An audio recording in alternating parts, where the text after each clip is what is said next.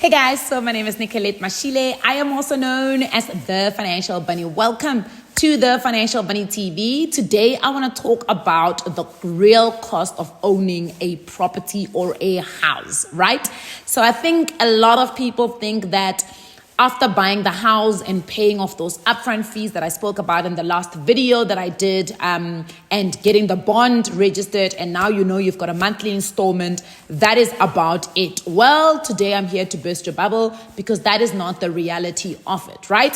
Please remember that none of my videos constitute as financial advice. If you are looking for financial advice, please speak to somebody that is certified and registered with the FSCA. So let's get straight into it. So there is this modern Japanese proverb that I always see on social media that I absolutely love because it makes so much sense and I really relate to it. So it goes something along the lines of, if you get on a bus and you miss your bus stop, please make sure that you are getting off at the next bus stop, because the longer you wait, the further you get and the more expensive it's going to become for you to come back to your original bus stop.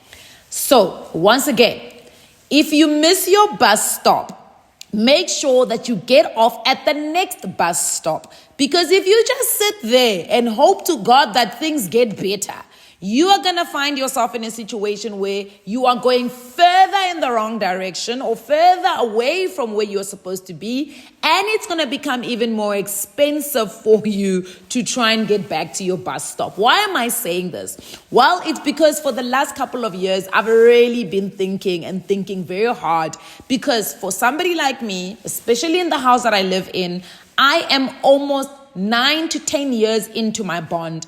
And let me tell you, it is actually a nightmare for me, right? And the reason why it's a nightmare for me is because it actually is operationally expensive to have a house. So if you're sitting there and you are still debating the conversation about to rent or to own a property, well, I'm not here to tell you what the real, the right answer is, because like everything in personal finance management, it depends, right?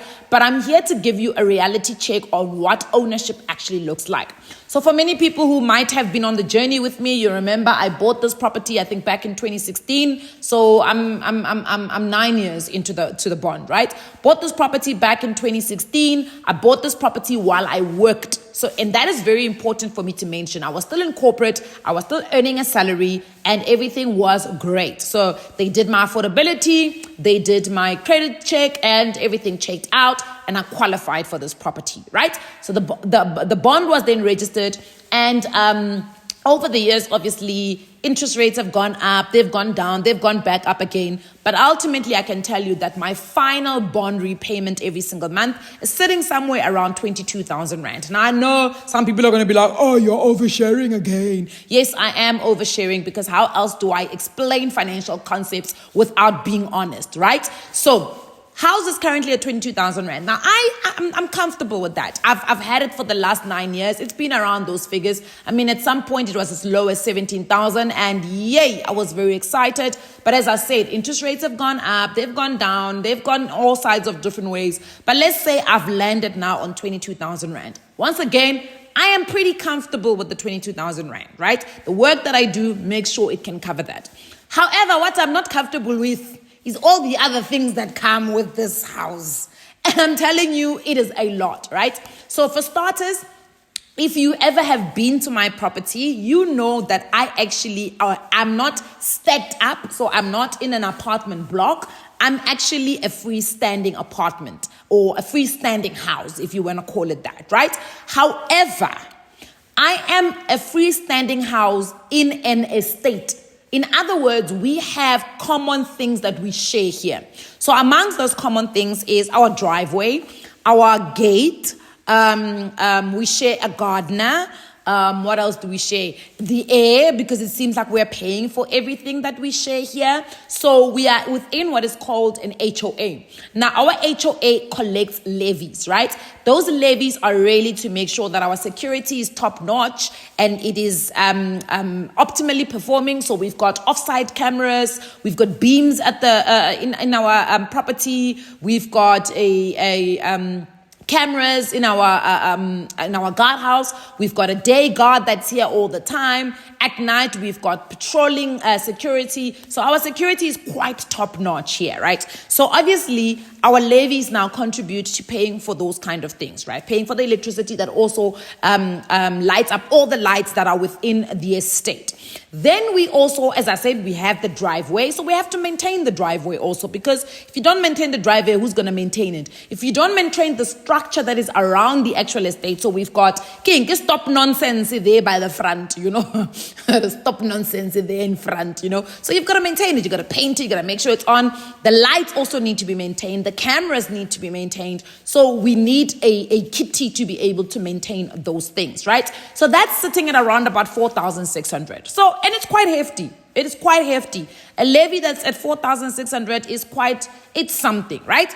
Then, of course, there is City of Johannesburg that gives me all of my services, right? So that is my water, that is my sewage, and that is my electricity, right? So I pay 4,000 rand, somewhere around 4,000 rand. Listen, I was so tempted when they were talking about values of properties. I was tempted to shut up and say, listen, you can keep my property value at the lowest, because the higher your property value is, the higher the municipal rate that you pay. So listen, I am absolutely feeling it, and I'm absolutely irritated by it. But nonetheless, so also over and above that, that's something that I'm paying for. Then the electricity is not actual government is giving you free electricity because you're paying 4,000 rand municipal rates. No, our electricity is actually metered. So you actually need to buy units. And in this house, as small as it is, and as one person as I am that lives here, I'm paying north of 2,500 for electricity every single month. And now that we're going into winter, it's probably going to go even higher because I need heaters. I'm boiling the kettle all the time. I'm straightening my hair. So it's a whole lot of electricity usage that I'm currently using, right? So that is, as I said, it's around about 2.5, right? Then I have a pool. And if you read my last book, you know how I feel about that pool, Like, I'm not happy about the pool because, to be fair, I don't use the pool. So the pool irritates me, right? So granted, the guy that does our gardens, which we also have gardens. I have a garden. My garden is always well kept.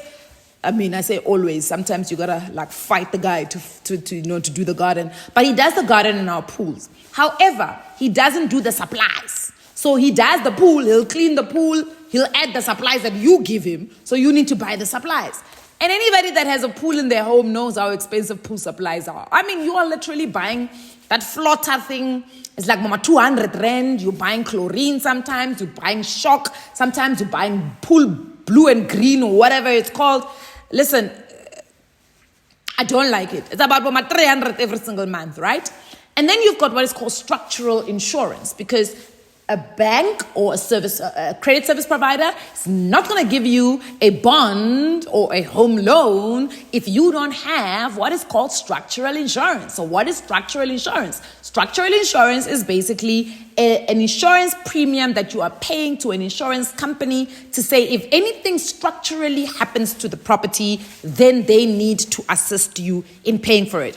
And it does work. I mean, I say it does work with a pinch of salt, because the other day came back from Thailand and 2 of my geezers had burst, and these guys kind of paid. I say kind of because they paid 70% of it. So yeah, I've tested the structural insurance policy and it does pay. It just doesn't pay to your satisfaction as the owner, right? So anyway, structural insurance is around about 945. I haven't actually checked what it is now, but I think it's around 945 going into 1,035 rand. I can't remember. I think I saw it changing, right?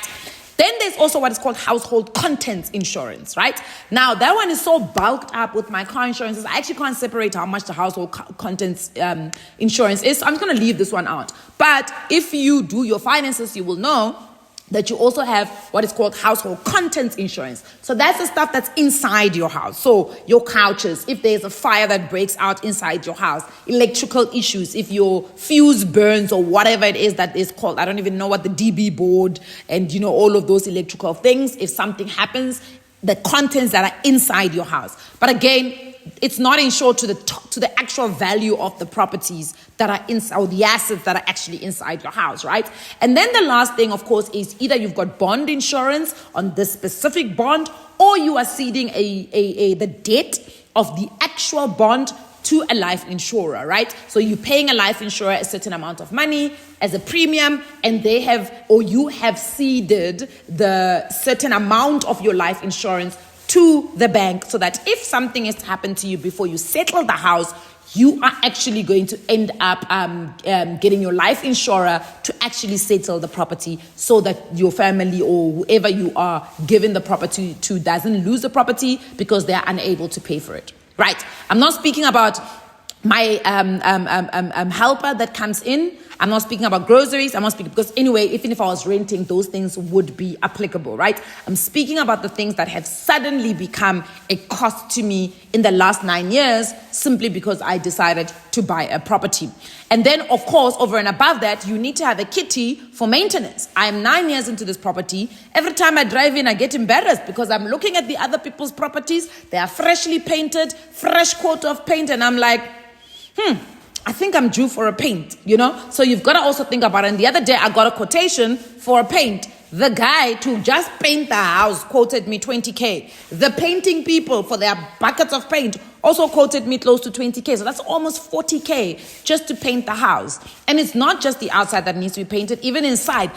Even things are breaking. The doors are breaking, wear and tear, obviously, because we live in the house. So there's going to be wear and tear. So you've got to maintain the house. And sometimes the garage door falls. It fell a week into me moving in here, So there's also that kitty that you now need to keep because you've got wear and tear of the house. And then let me tell you, people will think, no, you gotta wait like 4-5 months or 4-5 years until after you've moved in. No, they don't break all at the same time, but there's always something that's broken it all the time. So again, also important to keep that kitty on the side. So essentially, this house is costing me north of 35,000 rand, and a majority of that, I'm lying. The majority is going to be the installment per month. However, the additional costs actually cost a lot of money. So sometimes when you are in financial distress, people will say to you, just let go of your car, just let go of this. And you're like, guys, the things I pay for every month are not necessarily debts. Debts are like the last thing on my mind. It's not debts. It's maintenance of the things that we have. Yes, I could let go of the house. But as I said, I've been wondering, because I am on this bus. I don't know if I have passed my bus stop.